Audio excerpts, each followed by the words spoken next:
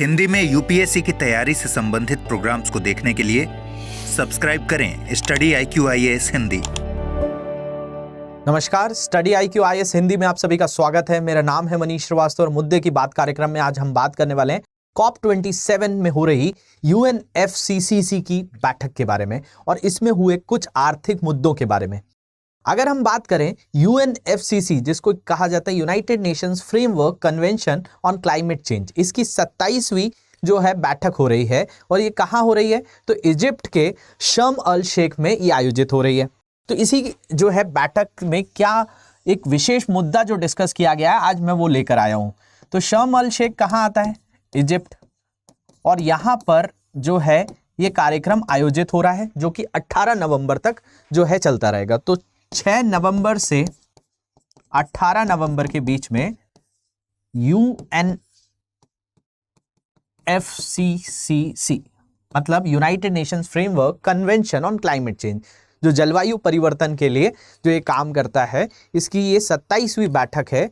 तो इस बैठक में क्या बातचीत की गई तो एक बहुत बड़ा मुद्दा रखा गया।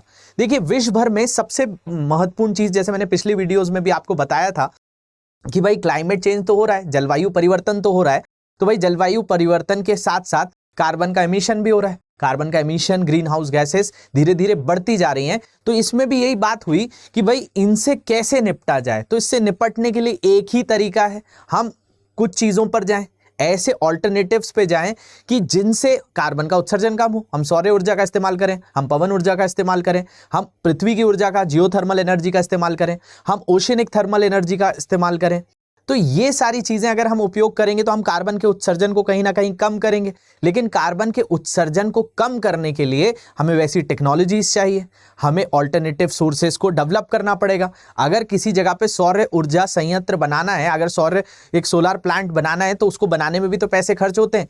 तो अगर हम यहाँ पर जो बातचीत की गई कि भाई जो ऐसे कई देश हैं, जो छोटे छोटे देश हैं जिनकी अर्थव्यवस्था इतनी मजबूत नहीं है, तो वो देश कैसे क्लाइमेट चेंज को जो है कंट्रोल करेंगे। एंटोनी गुटेरस ने इसमें यह कहा कि भाई जिस तरीके से जलवायु परिवर्तन हो रहा है और जो अभी हाल ही में मैंने एक एमिशन जो रिपोर्ट थी उस पर भी बातचीत करी थी, जो UNEP के द्वारा जारी की जाती है। उसमें यह कहा गया था कि भाई देखा जाए सब देशों ने एक टारगेट तो रखा है कि 2030 तक हम कार्बन उत्सर्जन को इतना कम कर देंगे, लेकिन लक्ष्य जो है सही तौर पर कोई भी पहुंचते हुए नजर नहीं आ रहा है। तो मतलब यहां पर सीधे सीधे सिर्फ बातचीत हो रही है। तो इसमें यह एक बड़ा मुद्दा उठाया गया कि भाई सबसे पहले उन देश के अंतर्गत, जैसे जिन देशों ने इतना पैसा कमाया है उनको तो उनकी सबसे बड़ी जिम्मेदारी, उन्होंने कई सालों से इसका उत्सर्जन किया, जिसमें 40 बड़े बड़े देश आते हैं, जिसमें अमेरिका है, ब्रिटेन है, ये सारों को के ऊपर जो है रखा गया कि भाई इन लोगों ने तो कई सालों से अपनी जो है अर्थव्यवस्थाओं को मजबूत किया है और उस अर्थव्यवस्था को मजबूत करने के चक्कर में बहुत सारा कार्बन उत्सर्जन किया है। तो इनकी जिम्मेदारी है कि भाई ये ऐसी टेक्नोलॉजीज उन देशों को भी मुहैया कराएं जो इसको अफोर्ड नहीं कर सकते, क्योंकि ये वैश्विक समस्या है, ये कोई एक देश की समस्या नहीं है। तो बात शुरू होती है वहीं से कि भाई ये पूरा खेल क्यों चालू हुआ, कार्बन उत्सर्जन क्यों कर रहा है कोई देश? पैसा कमाने के लिए। अब कार्बन उत्सर्जन को कम करने के लिए भी क्या चाहिए? पैसा ही चाहिए। तो उन छोटे देशों के अंतर्गत कैसे पैसा पहुंचाया जाए? तो बड़े देश सारे मिलेंगे। ये पहले हिलेरी क्लिंटन ने भी ये स्टेटमेंट दिया हुआ था, उसको भी हम यहां पर लेने वाले हैं। और उसमें कहा गया था कि भाई सारी देश जो भी ऐसी मजबूत अर्थव्यवस्थाएं, ये मिलकर पैसा इकट्ठा करेंगी और इन देशों में जो टेक्नोलॉजी ट्रांसफॉर्मेशन है, इस तरह के जो ऑल्टरनेटिव सोर्सेस हैं एनर्जीज के, उनको डेवलप करने के लिए पैसा मुहैया कराया जाएगा। क्योंकि money is the main matter between all those things. मतलब जब तक पैसे की बात नहीं होगी तब तक कैसे डेवलपमेंट होगा, कैसे हम ऑल्टरनेटिव जगह पे जाएंगे। इसका एक छोटा सा एग्जांपल लीजिए। आज आप गाड़ी चलाते हैं, अब गाड़ी चलाने पर आपके पास एक घर में गाड़ी है जो पेट्रोल से चलती है या डीजल से चलती है। तो आपके पास वो गाड़ी है, उससे आपको कहीं भी जाना है तो आप क्या कर रहे होंगे? उसमें ईंधन डलवा रहे होंगे और उससे कहीं ना कहीं जो भी प्रदूषण हो रहा होगा उसमें आपकी गलती भी नहीं है, क्योंकि आपके पास तरीका ही नहीं है। अगर आपसे कोई बोले कि भाई इसको बेचो और एक नई इलेक्ट्रिक कार ले आओ, अब इलेक्ट्रिक कार को अगर आप देखेंगे तो वर्तमान में अगर कोई भारत में 6 लाख की कार आ रही है तो वही उसी ब्रांड की इलेक्ट्रिक कार लगभग 15 लाख की आ रही होगी। तो आपको पैसा चाहिए होगा। सेम चीज है किसी भी देश के साथ।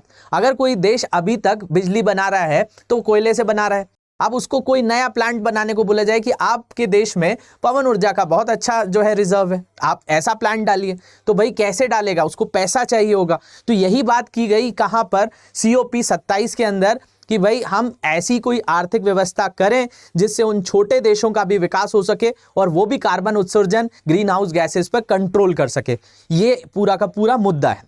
अब इसके लिए किन देशों को क्या रखा गया है उस पर हम बात करेंगे। तो शुरू करते हैं हमारा डिस्कशन। इसमें अगर हम बात करें तो COP 27 की जो मेन एजेंडा थे वो क्या क्या थे, तो क्लाइमेट चेंज से निपटने के लिए आर्थिक मदद मुहैया कराना, यही सबसे मेन चीज जो है जो हम डिस्कस कर रहे हैं। आर्थिक मदद प्रोवाइड कराना मतलब एक इकोनॉमिक पैकेज प्रोवाइड करना, किन जगहों को, छोटे देशों को, विकासशील देशों को, और ये किसकी तरफ से आना चाहिए, तो विकसित देशों से आना चाहिए जिन्होंने बहुत सारा पृथ्वी का शोषण किया इतने साल। इसके अलावा ग्रीन हाउस गैस इमिशन में कमी लाना, तो वो कमी के जरिए तो यही है कि टेक्नोलॉजीज को डेवलप करना, साथ साथ नई टेक्नोलॉजी और रिन्यूएबल एनर्जी को बढ़ावा देना। अब रिन्यूएबल एनर्जी को बढ़ावा कैसे देंगे, उसके लिए पूरा का पूरा सेटअप बनाना पड़ेगा, पूरा एक इकोसिस्टम डेवलप करना पड़ेगा।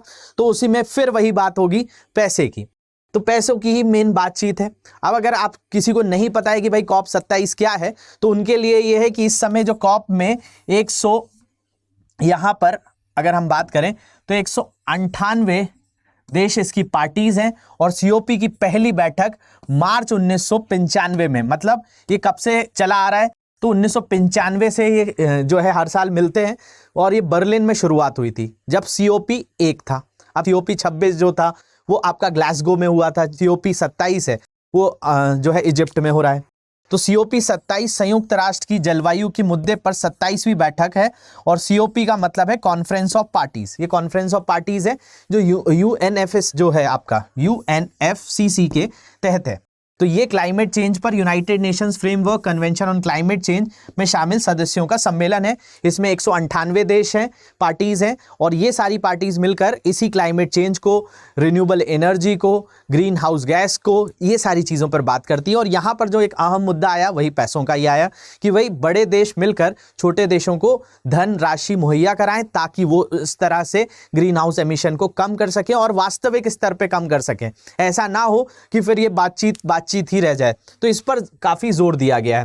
भारत की तरफ से भूपेंद्र यादव जी जो हैं गए हैं, जो क्लाइमेट चेंज हमारे मिनिस्टर हैं, इनको वहां बुलाया गया, और इन्होंने भी कहा कि भाई भारत भी जो है वैश्विक स्तर पर ये डिमांड करेगा कि हमें कई तरह की टेक्नोलॉजीज दी जाएं, हमें कई तरह की टेक्नोलॉजी साझा की जाए, जिससे भारत के अंतर्गत भी जो कार्बन एमिशन हो रहा है, देखा जाए तो अभी जो हाल ही में रिपोर्ट आई थी उसमें भारत प्रति व्यक्ति जो है जो कार्बन एमिशन है उसमें काफ़ी नीचे है।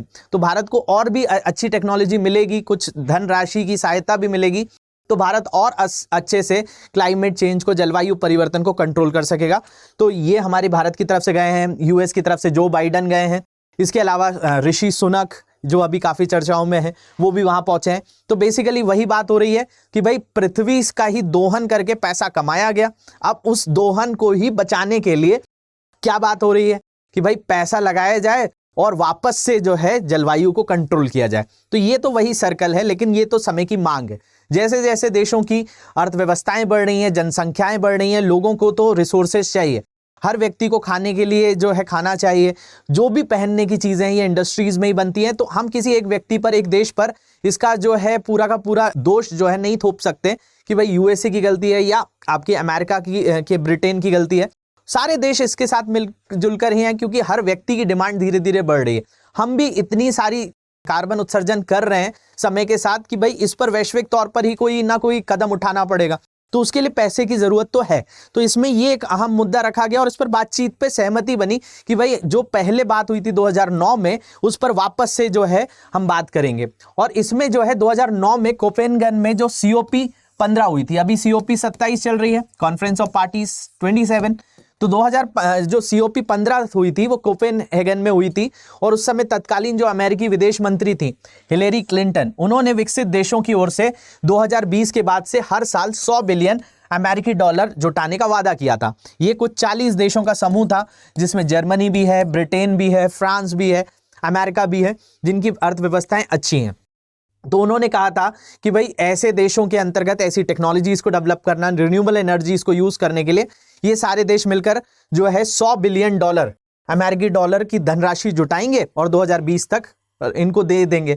लेकिन बीच में आ गया कोविड, तो 2 साल और टल गए। तो देशों के पास जो है 100 बिलियन अमेरिकी डॉलर की पहली किस्त जो है, अगर हम बात करें जुटाने और उसके बाद निरंतर प्रवाह की व्यवस्था करने के लिए 11 वर्ष का समय दिया गया था।